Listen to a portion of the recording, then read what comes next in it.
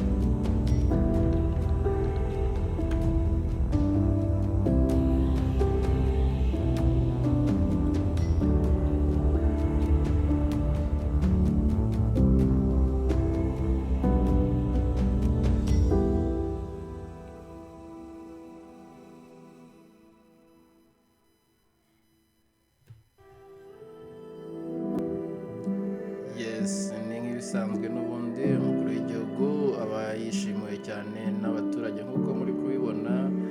Ni live rero, ni The Quick Time News. Nta kindi usabwa kugira ngo ujye ubone n'amashusho nk'aya kugira uretse gukanda aho hari like, waba ushoboye ugakanda subscribe, kubera ko nibyo biduha imbaraga zo gukomeza kubaha ibintu nk'ibi ngibi. Ngira ngo murabibona ko umukuru w'igihugu n'ubundi ashagawe ndetse afite abamurinda benshi, kandi nibyo koko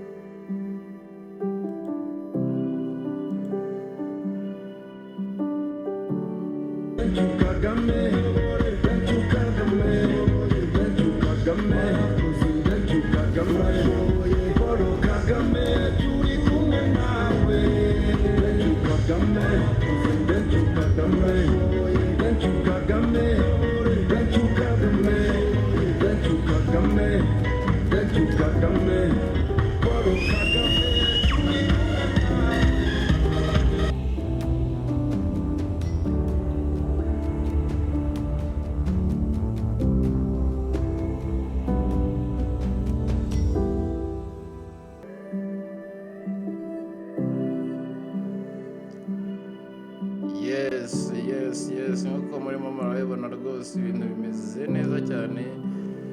Aha perezida wa repubulika ari kugenda asuhuza abaturage nk'uko murimo muragenda mubyibonera. ngira ngo nibwo hageze gusa isaa 5:30, murabibona ko Gasabo bitabiriye ku rwego ruri hejuru cyane nk'uko murimo murabibona.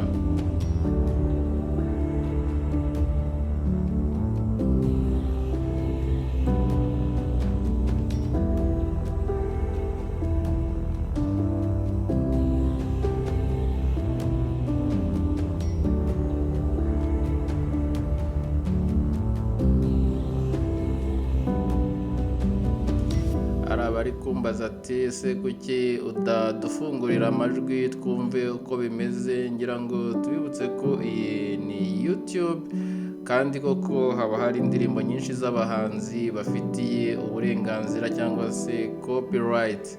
So rero amajwi turaza kugenda tuyafungura aho biri buze kugenda biba ngombwa, aho biri buze kugenda biba ngombwa ko hatangijwe ibiganiro.